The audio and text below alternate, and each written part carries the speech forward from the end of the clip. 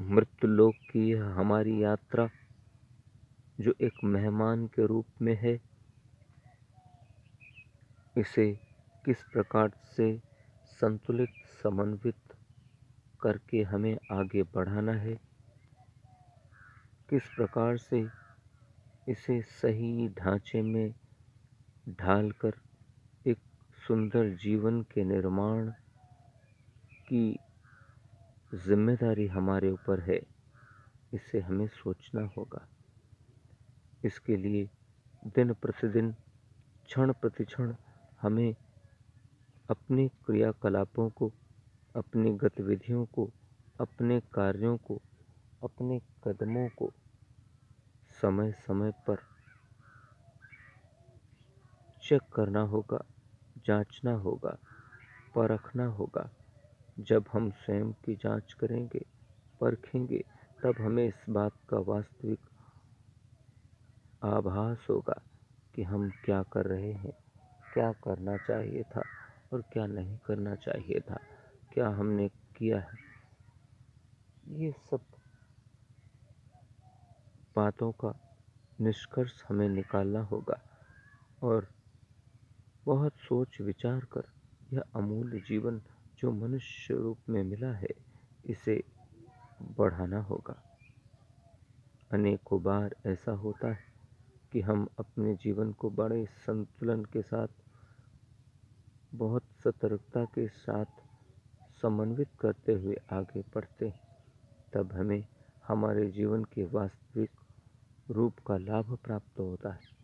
परंतु अनेकों बार ऐसा भी होता है कि हम अपने जीवन को संतुलित नहीं कर पाते, समन्वित नहीं कर पाते, अपनी खुद की जांच परख नहीं कर पाते और हम बिना सोचे समझे ही, बिना विचार किए ही अनेकों कार्य करते ही चले जाते हैं, अनेकों कदम बढ़ाते ही चले जाते हैं, जिनमें अच्छे कार्य कम, गलत कार्य ज़्यादा शामिल हो जाते हैं। ऐसे में हम अपने ही अज्ञान के कारण, अपनी ही लापरवाही के कारण, अपनी ही चूक के कारण हम नकारात्मकताओं के शिकार हो जाते हैं, पाप कर्मों के शिकार हो जाते हैं, अवगुणों के शिकार हो जाते हैं।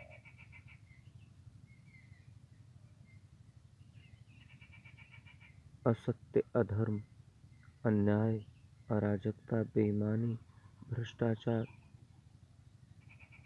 हिंसा, अशांति, अहंकार, दंभ, द्वेष, ईर्ष्या, अंतर्मन की कलुषता आदि जैसे नकारात्मक